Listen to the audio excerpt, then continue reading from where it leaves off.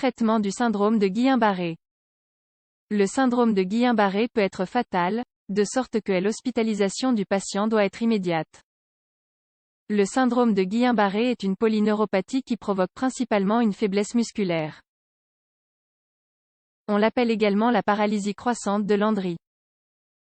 Cette faiblesse peut s'aggraver au fil des semaines, mais aussi disparaître plus tard sans nécessité de traitement. Le syndrome de Guillain-Barré est la neuropathie démyélinisante acquise la plus répandue dans le monde. La cause des dommages se situe dans les gaines de myéline, ce qu'on appelle la démyélinisation, et est habituellement auto-immune. Les symptômes commencent par une faiblesse dans les jambes, qui progresse dans le tronc. La polyneuropathie de la cause inflammatoire se caractérise par une faiblesse musculaire marquée.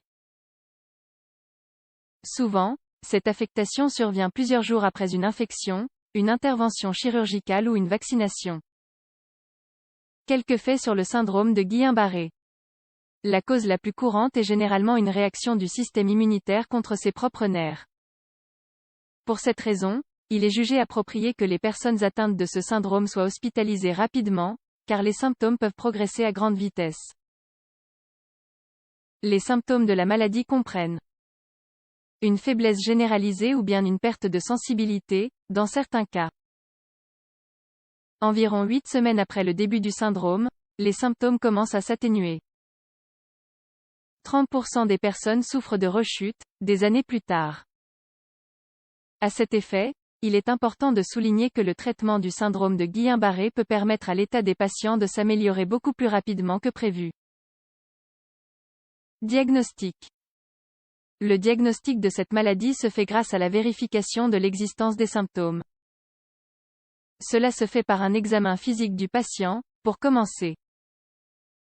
Ensuite, il y aura une entrevue avec lui, un examen des antécédents médicaux ainsi que d'autres procédures de routine. Par la suite, le médecin demande une série de tests ou des études plus exhaustives pour mieux évaluer l'état de santé de la personne. Dans ces cas, l'examen neurologique, à travers lequel la perte possible de réflexes est recherchée, est très utile. Bien qu'il soit très important d'effectuer plusieurs études médicales, vous devez agir rapidement. Car la mise en place de mécanismes de soutien de la vie doit être immédiate pour le patient. De cette façon, l'état de santé de celui-ci doit être stabilisé et recevoir l'attention nécessaire à temps. Traitement du syndrome de Guillain-Barré. La première mesure que l'on effectue chez les personnes qui souffrent de Guillain-Barré est l'hospitalisation.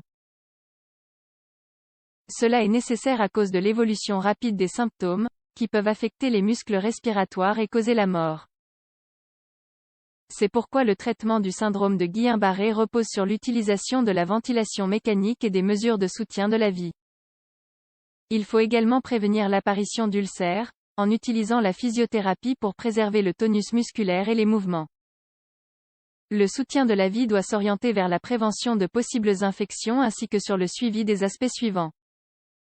La respiration. L'activité cardiaque, pour surveiller s'il y a des arythmies ou d'autres complications possibles. La pression artérielle, pour surveiller si le patient présente des symptômes d'hypertension ou l'hypotension. En plus de cela, le traitement du syndrome de Guillain-Barré est basé sur l'administration d'immunoglobulines par voie intraveineuse. La plasmaphérèse, une méthode basée sur le filtrage des composants du sang pour exclure les substances nocives, est une autre bonne option. La sécurité de ces traitements est prouvée, ils sont efficaces pour réduire la période d'hospitalisation et accélérer la récupération. En ce qui concerne le traitement pharmacologique, il est important de souligner que les corticostéroïdes ne sont pas recommandés pour le traitement du syndrome de Guillain-Barré, car ils peuvent l'aggraver.